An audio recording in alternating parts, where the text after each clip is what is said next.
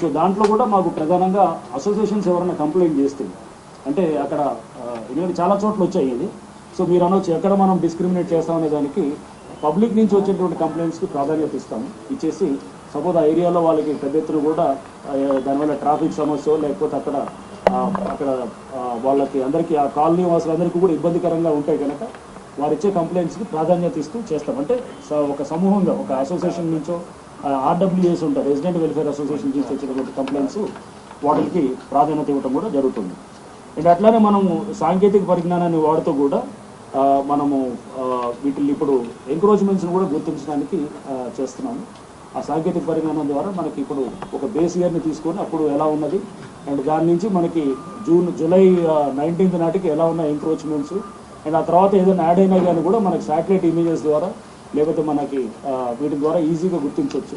So దానికి కూడా మనకి శాటిలైట్ కంపెనీస్ తోటి అండ్ అట్లానే రిమోట్ సెన్సింగ్ ఏజెన్సీస్ తోటి కూడా మా చర్చలు జరిగినాయి. దాంట్లో కూడా వాళ్ళందరూ కూడా మాకు సహాయ సహకారాలు అందించడానికి కూడా ముందుకు వస్తున్నారు.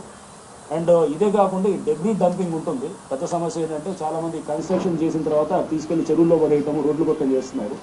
సో దీనికి కూడా ల్యాండ్ ఫిల్లింగ్ సైట్స్ కూడా ఎక్కడెక్కడైతే కనుక మనకి ఫిల్ చేయడానికి కొంత అంటే హాలో ప్లేసెస్ కొంత ఎక్కడైతే కాస్త మనకి క్రేటర్ లెక్క ఉంటాయో అక్కడ మనం ఫిల్ చేయడానికి కూడా అటువంటి ప్లేసెస్ని కూడా గుర్తించి ఆ ఏరియాలో డంప్ చేయడానికి కూడా ఒక ప్రయత్నం చేయడానికి కూడా మా వైపు నుంచి కూడా జరుగుతుంది. అండ్ ఇతర పార్క్స్, గవర్నమెంట్ ల్యాండ్స్ వీటికి సంబంధించి కూడా సాంకేతిక పరిజ్ఞానాన్ని వాడుతూ జియో ఫెన్సింగ్ చేయడానికి ఈ సంవత్సరంలో 2025లో మా వైపు నుంచి పూర్తి చర్యలు తీసుకోవడం కూడా జరుగుతుంది. అండ్ లేక్స్ రిజ్యూనేషన్ మీద కూడా చాలా వరకు అంటే ఊరిని హైడ్రా అనేది కేవలం ఏది దాన్ని ఒక రాంగ్ దీనిగా తీసుకెళ్ళి ఓన్లీ ఇది డెమాలిషన్స్ కోసం అనేటటువంటి ఒక మిస్కాన్సెప్షన్ అనేది ఒక ప్రజల్లో ఒక రకమైనటువంటి చెడు అభిప్రాయం క్రియేట్ చేయాలని కొంతమంది చేస్తున్నటువంటి దాన్ని మేము హైడ్రా తరఫు నుంచి ఖండిస్తూ మేము ఇప్పుడు హైడ్రా అనేది త్వరలో మీరు చూస్తారు చెరువుల పునరుద్ధరణలో కూడా భాగస్వాములు అవుతున్నాము. సో దాదాపు 12 చెరువులు కూడా అవి తీసుకోవడం జరుగుతుంది. దానికి సంబంధించిన ప్రపోజల్స్ కూడా గవర్నమెంట్కి ఇవ్వడం జరిగింది. సో ముఖ్యమంత్రి గారి ఆదేశాలు రాగానే దాన్ని బట్టి మేము ఫర్దర్గా ముందుకి ఈ చెరువుల పునరుద్ధరణ తీసుకోవడానికి కూడా మా వైపు నుంచి పూర్తిగా మేము దానికి కావాల్సినటువంటి డిపిఆర్లు కూడా అన్నీ కూడా రెడీ చేసుకుంటున్నాము.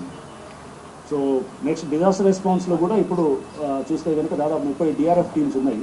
సో దీన్ని ఇప్పుడు గవర్నమెంట్ మాకు ఇచ్చినటువంటి మా ఇన్ఫ్రాస్ట్రక్చర్ దీనికి స్ట్రెంథన్ చేసి ఇచ్చినటువంటి దాంతో దాదాపు 72 టీమ్స్ త్వరలో మాకు ఫామ్ అవుతాయి. ఈ డిఆర్ఎఫ్ టీమ్స్ ఇవన్నీ కూడా up to outer ring road దాకా ఉంటాయి.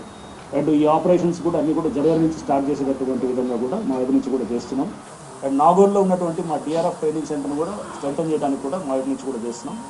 డిఆర్ఎఫ్ వైపు నుంచి దాదాపు 4684 కంప్లైంట్స్ ఇప్పటిదాకా వస్తే వాటిల్లో మెయిన్గా 3428 ట్రీ ఫాల్స్ అంటే చెట్లు పడిపోవటం, లేకపోతే 912 water stagnations and 199 rescue calls and tackling of 133 fire యాక్సిడెంట్కి సంబంధించినటువంటి ఈ విధంగా వచ్చాయి. సో వీళ్ళన్నింటినీ కూడా డిఆర్ఎఫ్ కంట్రోల్ రూమ్ నుంచి ఇక్కడి నుంచి కూడా మా సిబ్బంది వీటిని అడ్రస్ చేయడం కూడా జరిగింది. అండ్ అట్లానే హైడ్రా మీటరాలజికల్ డిపార్ట్మెంట్కి సంబంధించిన డీజీ గారితో కూడా వాళ్ళతో కూడా రిక్వెస్ట్ చేయడం కూడా జరిగింది.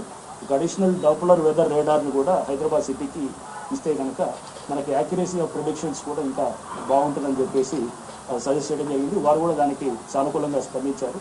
సో త్వరలో మనకు ఒక అడిషనల్ అంటే అది ఖర్చుతో కూడుకున్న విషయం కానీ బట్ వారు DGIMD నుంచి వారు కూడా ముందుకు వచ్చి మనకు త్వరలో ఒక డాప్లర్ వెదర్ రేడార్ కూడా మనకి అరేంజ్ చేయడానికి కూడా జరుగుతుంది.